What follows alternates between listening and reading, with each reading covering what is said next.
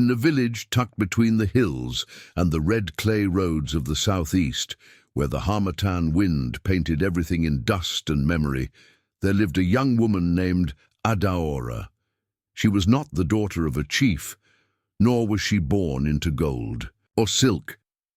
But there was something in her eyes, a deep, silent strength, the kind that made old women lower their voices when she passed, the kind that made birds go quiet on trees.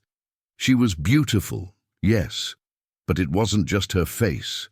It was the way she carried silence like royalty, the way she looked at the world like she had lived before.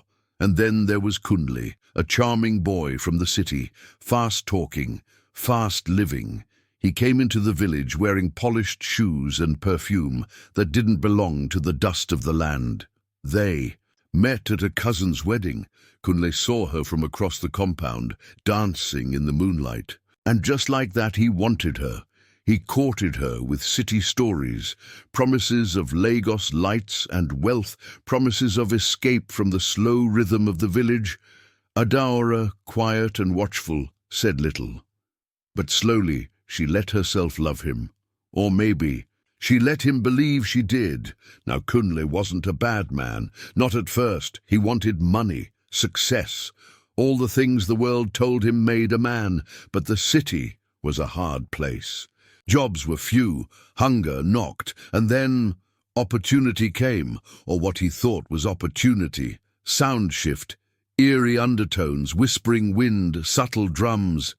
He met a man in a bar behind the bus park, an old friend, or so he said, dressed in red, wearing a ring with a serpent carved into it. The man leaned close and spoke low. "You want to make it, Kunle? Truly make it? Then give the spirits what they want." Kunle laughed at first, until the man mentioned money, power, cars, women, the price, a human sacrifice, someone close, someone who trusts you. Kunle went home that night and stared at Adaora while she slept, her face so calm, her breath even. He thought of gold chains and high-rise buildings, but what Kunle didn't know was that Adaora was not who he thought she was. The days that followed were quiet, too quiet. Kunle smiled more, held her tighter, cooked her meals, but behind those smiles were thoughts dark as midnight. He had returned to the man in red. They gave him instructions, bring her to a forest shrine. No blood until the third chant. Let her walk in willingly. Kunle nodded, his hands trembling. Adaora, meanwhile, was not blind. She saw how his eyes lingered on her neck, how his touch felt measured. She watched him bury a small calabash in the backyard. She had seen signs like this before. You see, Adaora was the granddaughter of a priestess, born on the night of eclipsing moons, trained in the old ways, though she never told Kunle. She didn't confront him. She waited. The night of the ritual came. Kunle held her hand, told her he found a secret spring, a place for just the two of them.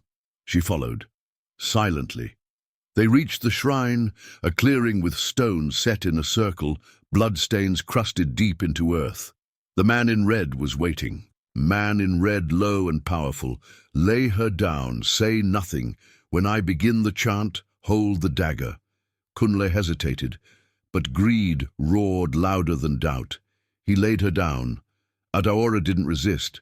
The chants began. The spirit stirred. And then she opened her eyes, not with fear, but with fire. She reached up, placed one palm on Kunle's chest, and whispered a name not spoken in generations. The wind screamed. The shrine shook. The man in red stumbled back. Kunle gasped, frozen, his arms locked. From Adaora's chest came a light, white and blinding. She stood, not as the woman he dated, but as a vessel of something far older. The spirits came, but not for her. They turned on Kunle. His screams echoed through the forest. The trees swallowed him. When it ended, only she stood, alone, alive, and changed. Dawn crept over the forest, painting the world in gold. Birds sang. Trees whispered their secrets to the breeze. Adaora walked home, no longer just a woman, but a keeper of old fire. When she returned to the village, people stared. They felt something had changed, something in her walk, her silence, her eyes that seemed to look beyond time. She did not speak of what happened. Only the priestess, her grandmother, understood. She began to dream in voices not her own. She began to heal those who were broken. She walked the sick through shadow and back into light. And soon the village knew Adaora had become a vessel of the spirits. But her heart, it did not harden. She forgave Kunle. Even as the wind carried whispers of his soul, trapped between trees, she prayed for him. She built a small sanctuary at the edge of the village, not a shrine to power, but to peace, and there she taught. Her story became legend, not because she fought, but because she rose, because she was hurt, and yet she healed. Because she saw death and yet chose life. And when thunder rolls across the forest hills today, the old women say, Adaora walks still, in every girl who sees through lies, in every woman who survives betrayal, in every soul who turns pain into a power. Thanks for watching. Please subscribe and hit the like button.